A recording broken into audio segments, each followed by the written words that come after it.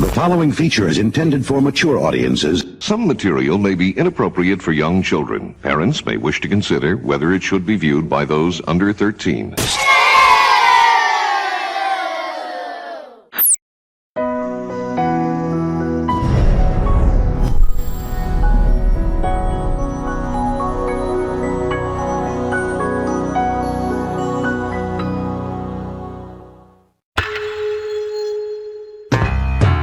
This is the jingle for another video done by thenudo. It's the catchy song he plays before it starts. When you listen to this jingle, it'll make you think of all the different reasons you should watch this guy and laugh at all his stuff. Hey Eric, how's it going? Lucky Tony. That means he's doing great.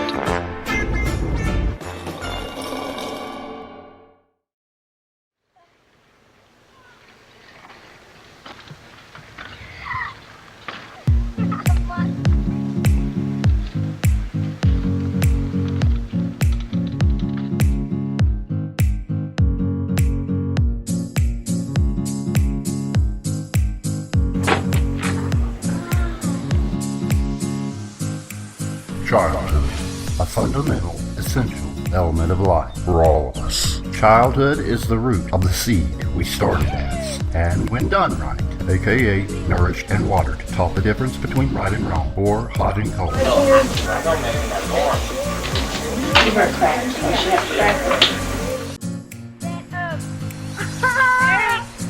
Whoop you or something, huh? Yeah. It should produce a foundation and a bedrock to build upon for a rock-solid great life, thus growing into a well, all-rounded adult. Are you looking at me now? Look at all.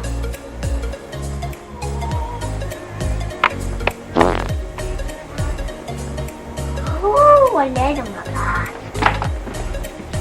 Oh, Dan, just smell it. Ooh.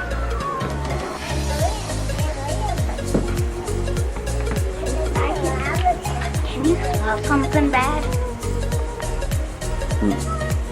Here, let me.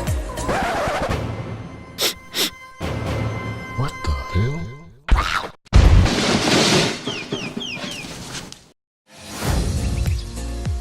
Holy moly! That's right, holy moly. My childhood, with a few pitfalls as life tends to do, was just such. Nourished with a scolding from my brother from time to time. Aunt, you gotta quit it now. Quit acting like a show off. And here we have Eric giving the first place winner. Don't you have something to say, sir? No? Oh well, get out of here. Outside of that, Christmases were anxiously looked forward to. Every Christmas from age 1 to 18, with the exception of having one Christmas with Mom at the age of 13, we'd make the 530-mile journey to my grandparents' house in Springfield, Illinois. It was to be established as the North for Christmas for my brother and I. And as white Christmases go, there really was no dreaming of one, for nearly every one of them were white. Even the Christmas in Florida at age 13 with Mom. By God's grace, it snowed. 'Twas tradition, them Illinois Christmases, and so it is again, tradition.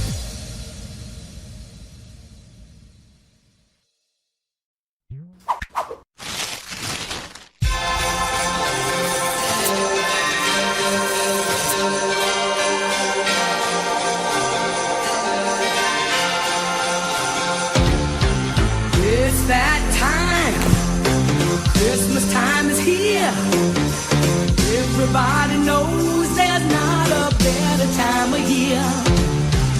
Hear that sleigh. Santa's on his way.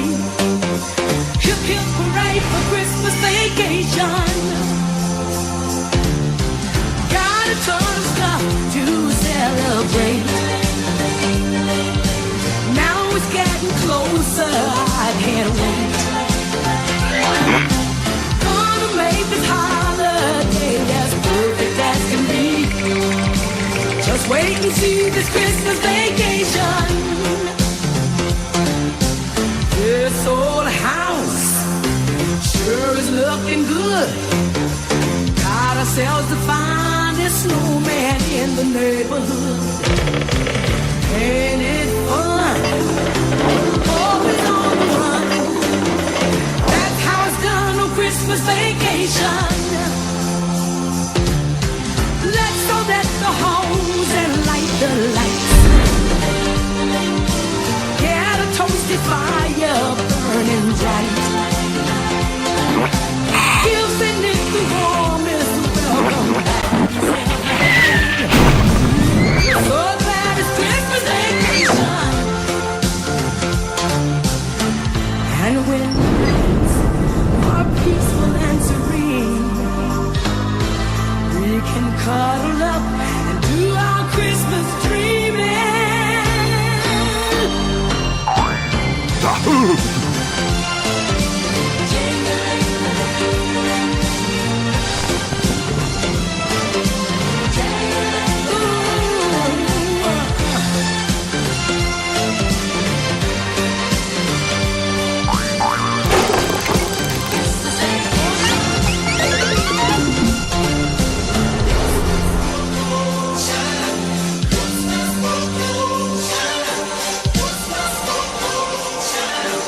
Christmas vacation, Christmas vacation, Christmas vacation.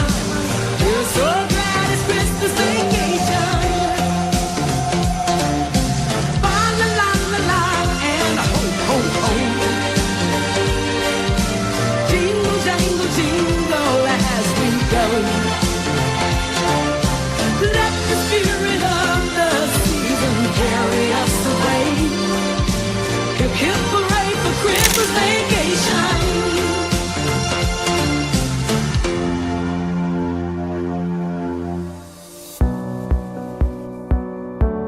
So it is again, tradition, rolling once again down the road of my Christmas trek.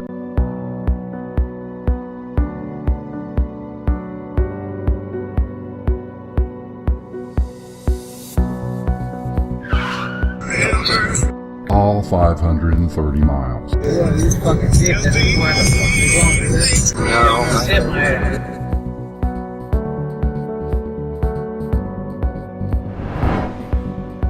It's bittersweet, and the swath of memories encircle my head. My grandparents' home and a childhood Christmas tradition, just so.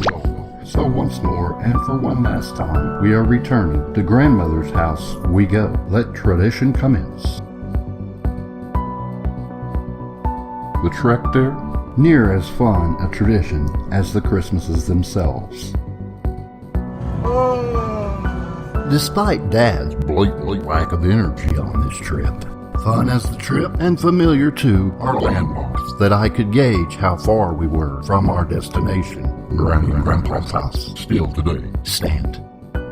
Coming through certain areas, I notice nothing has changed, and I love that. Yeah, not much ever changes the closer you get to Springfield. Isn't that sky beautiful? Pinkish, blue, there's like mountains up there. Beautiful. Thank you, Orange Jesus, for that beautiful sunset. For the first night on arrival, we stay with my Aunt Joanne, well, you know that one person in every family who always complains? Nothing, zero at all, ever pleases them. Well, hey, I'd like you to meet my Aunt Joanne. It really is no coincidence that Grump stands watch outside her door.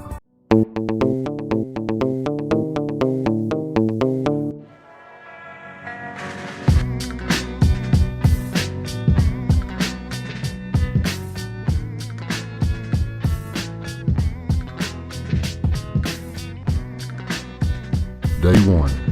She was talking about their soup down there. Talking about their what? Soup. She said their soup's pretty good here. Yeah, most of them. 3, 2, 1, 0. But their soup is never hot. Fatality.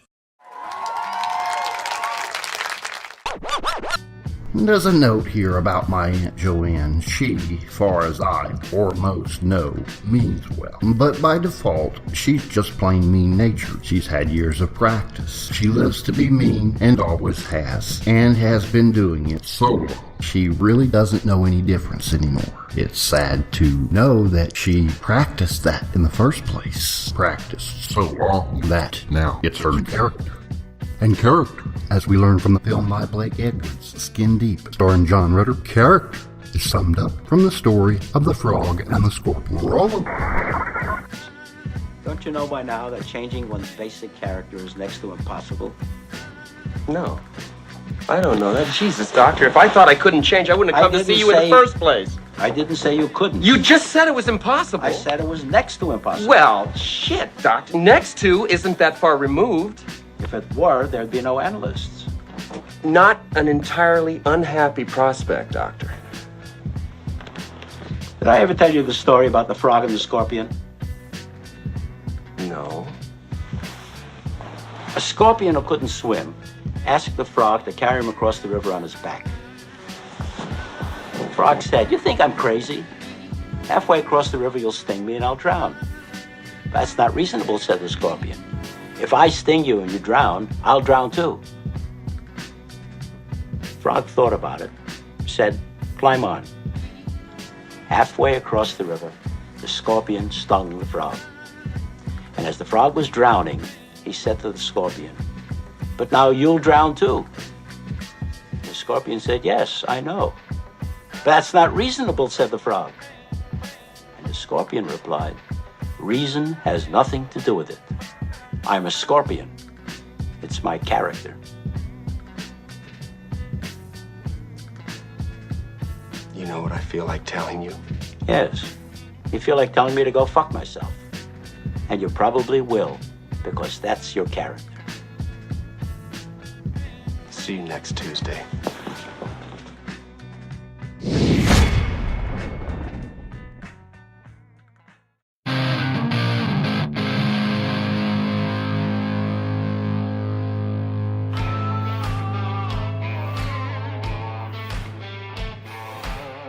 But after enduring with her a trip to Wally World, freedom, she is closer than ever.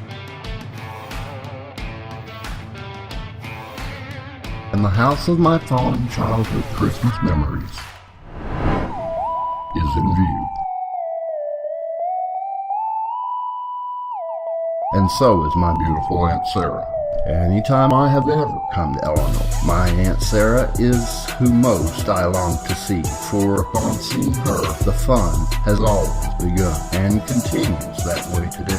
Though she doesn't like to be filmed, it has to be said what a wonderful person she is, and what a great aunt she's always been. She's lived in my grandparents' home and has called it her home for years, and now it has been sold. And just as always with her appearance and seeing her, my first day here is made awesome and complete.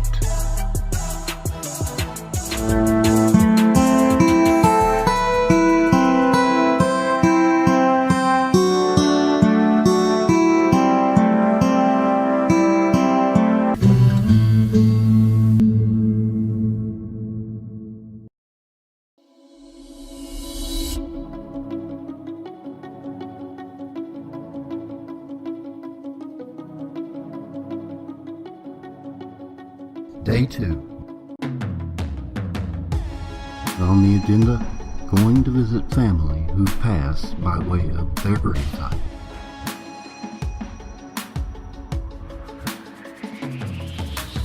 First up though, an unexpected awesome surprise. A stop at my father's original stomping ground. The place where he came into his unique home. What a great gift and surprise.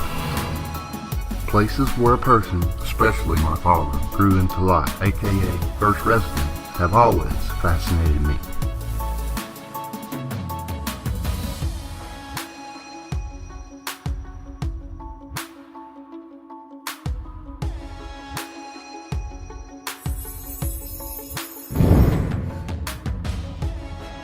Granny lived there.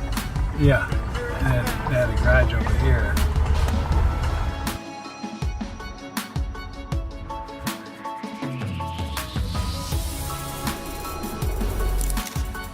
After that awesome stop, we next stopped at my grandmother Beverly's grave. I never knew her, but I've always heard of her, and of her love of family and cooking. More than once, I've heard the mouth-watering tales of her spaghetti, a spaghetti that my mom said could make our mouth begin to water at just the thought of. Oh, how I certainly wish that I could have known her. I know that I will see her some sweet day.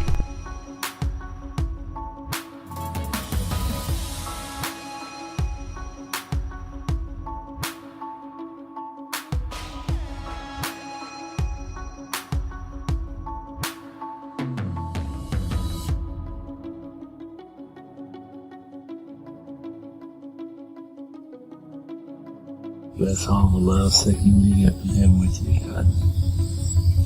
Lord and Mother, in your name we pray, amen.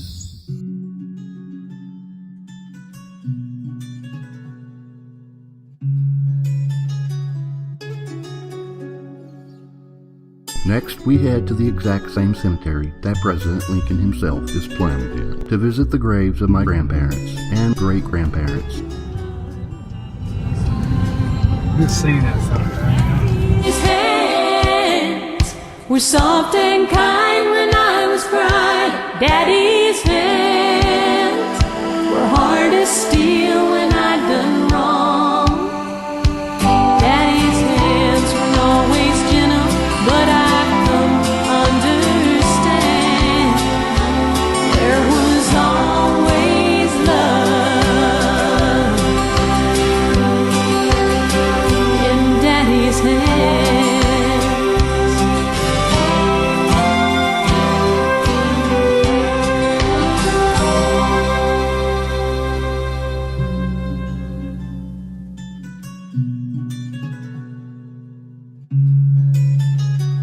To visit the graves of my great-grandparents and my Grandma Florence. Oh, how I miss hugging her and seeing her smile. A smile that would fill you with exceeding joy. And my Grandpa John.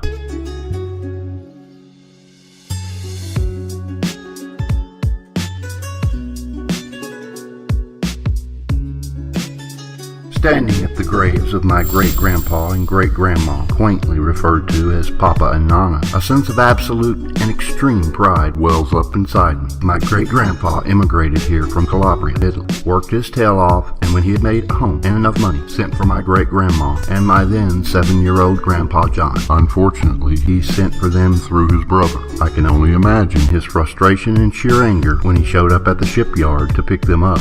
And not them, but his brother and his wife and kids emerged from the ship. But he went back to the drawing board when he had saved up enough. Again, sent for his wife and kids. This time, directly through his wife. This time, exactly who he sent for emerged from the ship. I can only imagine the sense of pride he felt. His family, my great-grandma and kids, including my then 7-year-old grandpa, emerged from the ship. My great-grandma, though, just barely, for she had gotten extremely sick on the journey. By hook or crook, I've actually procured footage of that day and their arrival. You can see and almost feel the excitement on that historic day in our family's history. Extreme pride as I stand here at their gravesite. Extreme pride. My great-grandma spoke in fluent, prominent Italian and in very broken English. A funny story happened when my mom and dad had first gotten married. They'd go to visit my great-grandma. Mom would strictly charge dad not to leave her alone in the room with great-grandma, Nana, and enforce this by holding tight to his arm, due to Mom not being able to understand her very broken English. With extreme pride, many fond stories, and an abundant proudness do I speak of my great-grandparents.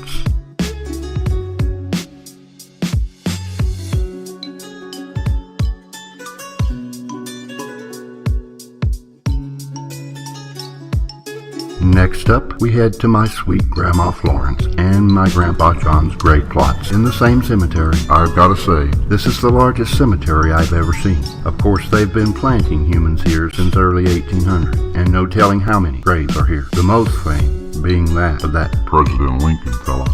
And there it is, my grandparents' grave. The headstone, she's a-looking great, stands out amongst the rest. I can just smell my Grandma Florence's spaghetti and cookies in my mind. It's glorious. Is that bad or sad, sick or ick? Remembering fondly my grandma's cooking whilst at her gravesite. If so, I'm guilty as charged. I just can't help it. Her salads?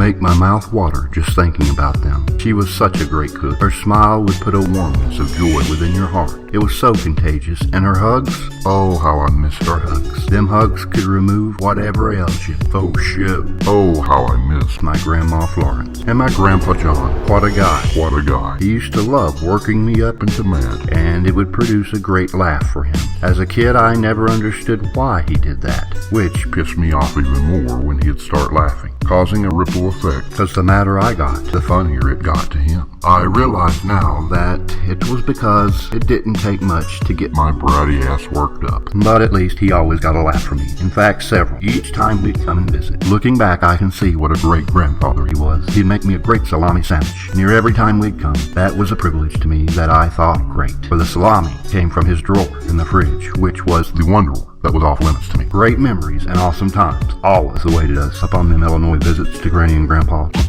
See, this picture here has always been amongst my favorite photos to look back on, showing the love and affection he had for me, and under the brat anger, I had undying admiration for him, and I think he knew it. As I stand at he and my grandmother's gravesite, I have nothing but fond and awesome memories in looking back, beyond my brattiness, of course. FoSho.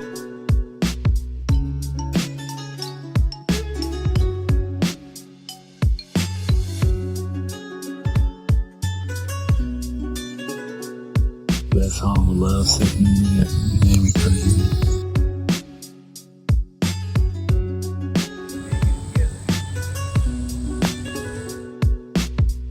After making the rounds, seeing my family plots, it's back to the house to spend time with my sweet Aunt Sarah and revisit more in depth the fond memories of my childhood Christmases at the house.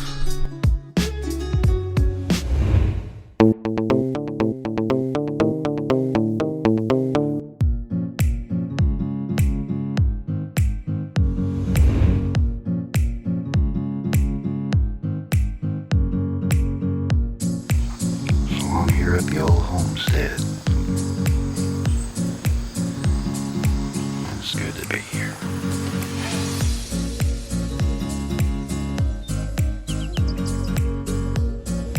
And back at the house, memories abound and flood the mind. Great and much needed memories.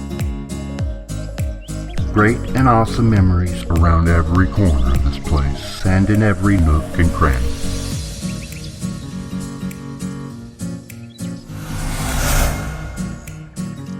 And I just couldn't resist standing in one of those nook and crannies, having a cigarette. The spot where at age 14 my grandfather caught me smoking. Thinking back to that day, enjoying them puffs, when all of a sudden I hear so clear my grandfather emerge. What are you doing out here, boy? Smoking? No, sir. Don't burn my house down, boy. Yes, sir. Great memories, and so many of them. Everywhere I turn. The house. From just coming into the house in the foyer, we had just arrived when this photo was snapped for our 1986 Christmas. I remember that year fondly, for we rode up with my aunt, Mary and T-Bar, and cousins Jeff and Teresa. There we all are. 'Twas a full house that year, quite literally. Here, the room we near always stayed in when we'd come in later years.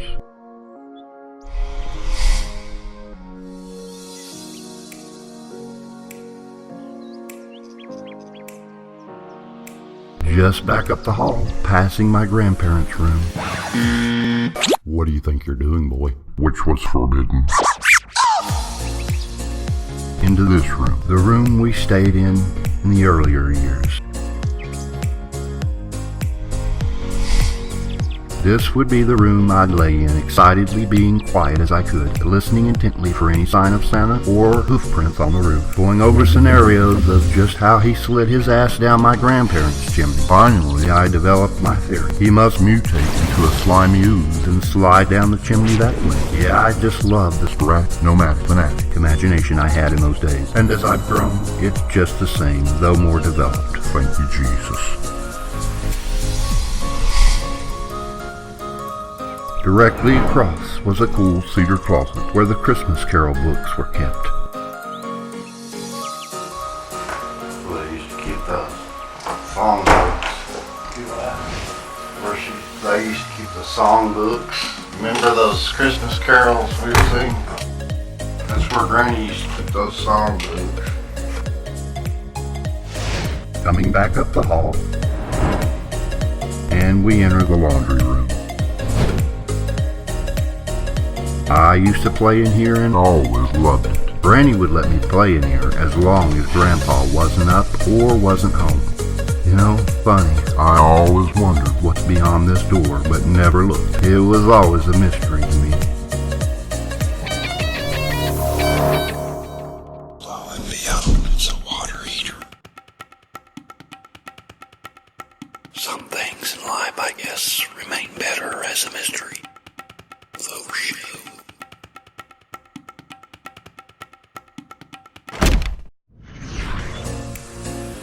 Moving into the kitchen, where all so many a great meal were made by my grandma. I can still smell it cooking, and it's fabulous. And I can still see Granny cooking up those delish meals. And the fridge with Grandpa's off-limits drawer. Exactly where I was looking one day when behind me I hear, "What are you doing, boy? Standing there letting all my cold air out." I said, "I'm hungry and trying to decide what I want to eat." Grandpa said, "I'll make us both a salami sandwich." I can still taste it in my mind, and it's delish. Makes my mouth water just thinking about it. And the dining room, where so many of Granny's delish meals were devoured.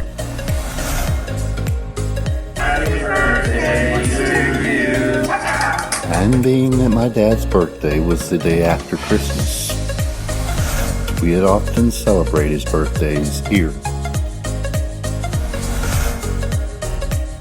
Many a great times were had in this dining room. And here, a little boy, me, waits anxiously for his grandfather to get out of bed on Christmas morn so he can rip open his presents. I used to love waking up early while everyone was still asleep, having coffee with Granny at the table.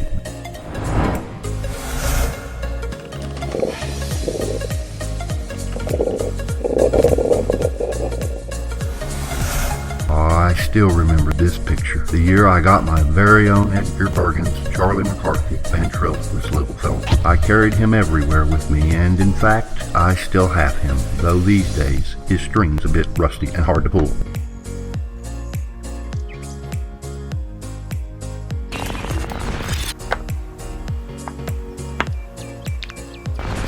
It's a little rusty nowadays.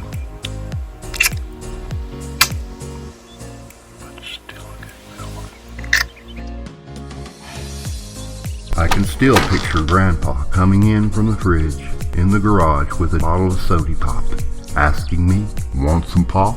And the backyard, where many a year we had hid after opening our gifts on Christmas morning.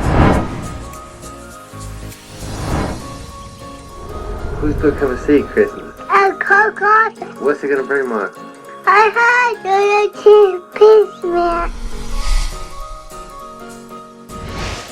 Grandpa used to have a garden growing out here, a nice garden with big, juicy grapes.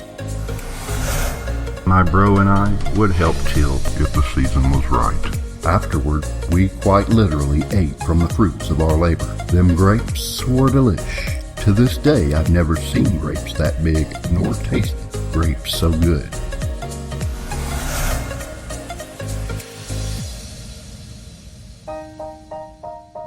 Coming back inside, the chimney. I used to have tons of fun in this chimney. Many an hour I've logged and clocked in this chimney. Get it? Logged. Anyway, its opening from the living room led to the den. And the den. This is the room. The room of so many fun childhood Christmases. All of them really, except one. The room where the fun was had every Christmas morn. After my grandfather arose, of course. Indeed, that was the yawn that we so desperately longed to hear, reverberating throughout the house. For that was the yawn that signaled my grandfather was awake, though not up and at 'em, but it would be near. Yeah, through my childhood years, this room was my Christmas.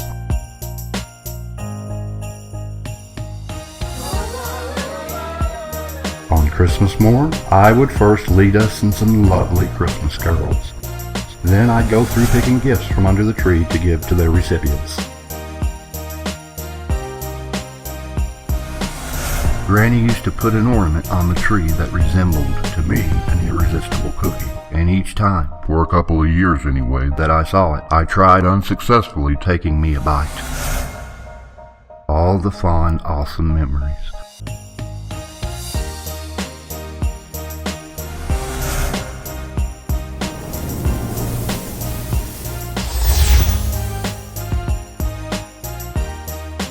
And how could I forget what was to become the inevitable each year? Uncle John pretending to be blowing snot into my hair.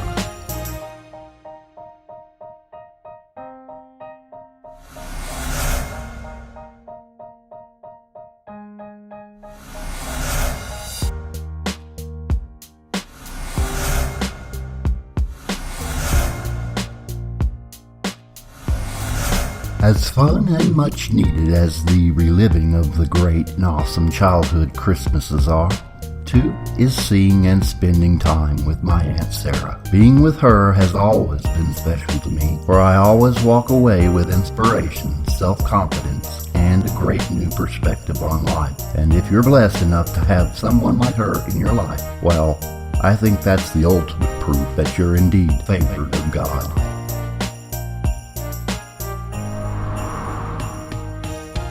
This has always been one of my favorite photos, showing my dad, just home from the Navy, holding his baby sister, my Aunt Sarah, with TLC. As a kid, and even now, I hung tightly onto every word my Aunt Sarah would tell me. I can remember telling her about a fight I got into at school, proudly telling her of how I won it. Her response was, "I don't want you fighting. The bigger man walks away from fighting." Her words stuck solidly in my head, and from then on, each time a situation presented itself for a fight, I heard her words in my head, thus averting the fight. I never had to worry about hiding things from her growing up, things I'd hid from other adults, including my dad. I never had to worry about hiding things from her, like I can remember the year I'd taken up the nasty habit of smoking, and anxiously waited for her to take me to the mall. On the way there, she took out a cigarette and lit it up. Without hesitation, I reached in my pocket and pulled a cigarette out. "You little shit," was her response. I remember how my mom loved Aunt Sarah, always asking us before anything else, after those Christmas trips to Illinois, "How's Aunt Sarah doing?" Ladies and gentlemen, children of all ages, the Feld family is proud to present Ringling Brothers and Barnum and Bailey. Welcome to the greatest show on earth! I remember her then boyfriend George and her taking me to the circus, and them taking turns buying me whatever I asked for. And I can so vividly remember as a kid, whilst running errands to and fro around Springfield, my Aunt Sarah saying she couldn't wait to leave Springfield, or Spring Patch as she called it. So, for my Aunt Sarah, her time has come of leaving the old and beginning a new fun-filled, exciting, and adventurous life in Oregon. And I personally am so excited and happy for her, having the great honor of sharing in the celebration whilst saying goodbye to the house. And though there is a sense of sadness in leaving the home that she and her children, my cousins George and Meg, grew up in, there's also gladness in that the future's brightness far swallows up any darkness of the letting go. And for George and Meg too, I am sure. It is a matter of fact. My aunt not only deserves this, but needs this new adventure of life.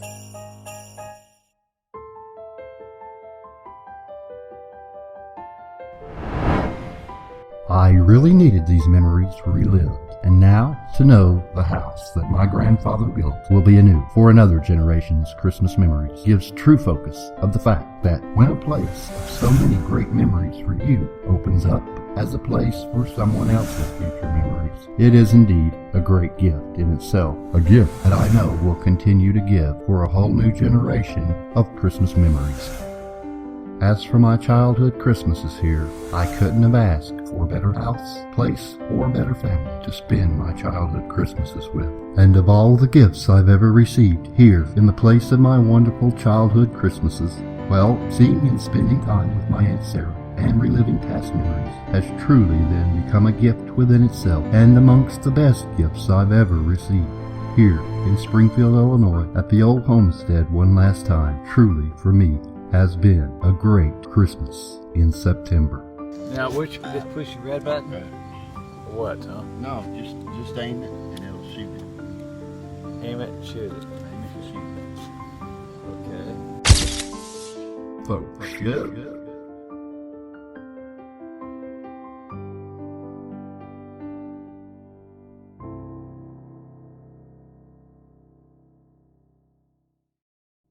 It's been a long road getting from there to here. It's been a long time, but my time is finally near. And I can feel the change in the wind right now. Nothing's in my way, and they're not gonna hold me down no more. No, they're not gonna hold me down. 'Cause I got faith on the heart. I'm going where my heart will take me. I got faith to believe I can do anything. I got strength on the soul, and no one's gonna bend or break me. I can reach any star.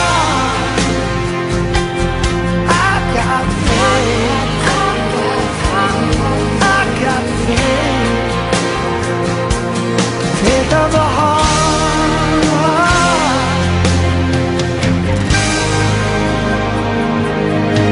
It's been a long night trying to find my way. Been through the darkness, now I finally have my day. And I will see my dream come alive at last. I will touch the sky.